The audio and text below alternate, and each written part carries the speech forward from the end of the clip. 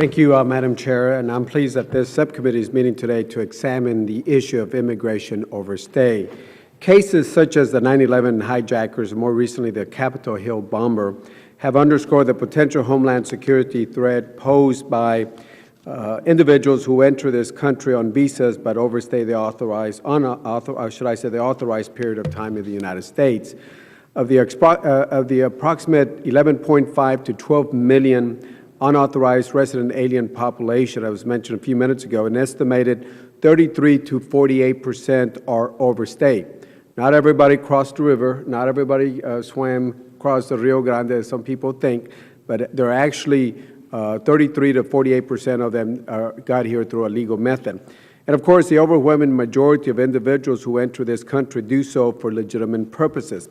Even of those who enter the U.S. illegally or enter legally but overstay, the majority pose no threat. However, a small handful of people seek to enter this country for evil purposes.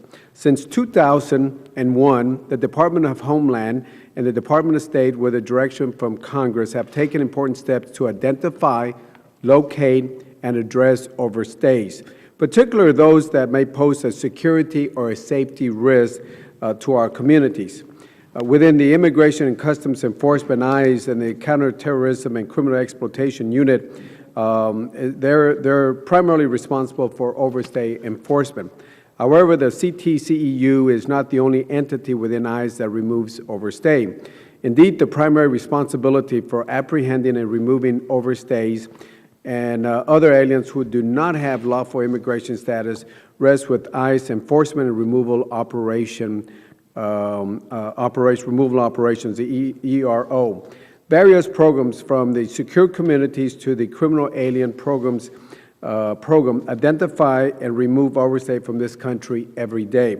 However, more remains to be done.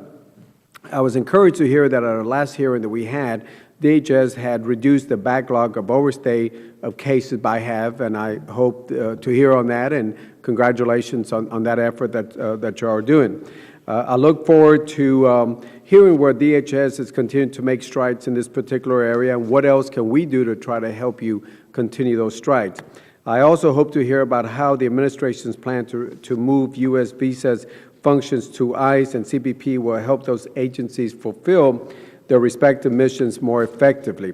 At the Subcommittee September 2011 hearing on visa security, I also expressed my concern about the so-called recalcitrant countries. These countries refuse to accept the return of their nationals or use of lengthy delay tactics to avoid taking these nationals back that are unlawfully in the United States. And again, just as an illustration, this is only an example of this recalcitrant countries. Pakistan has an average travel document issuance time of 149 days. China has a time of 148 days. India has a time of 267 days. Bangladesh has a time of 434 days. Cambodia has 277 days. Vietnam has a time of 285 days.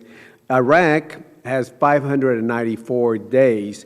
When you look at, and I emphasize to my friends, since I live on the border, everybody thinks that everything's coming in from Mexico and South America, but for my friends, let me give you some days. The average time for documents from those countries, Guatemala, Honduras, El Salvador, Dominican Republic, Colombia, Mexico, and Ecuador, takes an average of, going down that order, 9 days, 5 days, 23 days, 22 days, 13 days, 36 days, 34 days, respectively. You compare it to 594 days, 285 days, 277 days, 434 days, 267 days, 148 days, 149 days. That shows you where I think we need to put an emphasis to make sure that we use our resources in a better way. I know I've talked to John Morton about this several times. I'll see him again tomorrow. And again, Mr. Edge, Mr. Cohen, I ask you to continue working, and Mr. Donahue with the State Department. I understand diplomatic relations. I understand all that. But I think we need to put a little bit more pressure on those countries. to get them to do that, because it's costing the taxpayers a lot of money. And I have the cost as to how much it costs for some of those countries. So I would like to hear more in details from our witnesses today about why visas continue to be issued to individuals from those countries, and at what rate, and as well as recommended steps for improvement and actions. So again, if we're still giving those visas out to those countries, we understand they're very difficult in taking those folks back when they need to take them back. And I think we need to rechange and look at the steps in addressing that. So, Madam Chairwoman, I thank you for holding this hearing. I thank all the witnesses for being here today.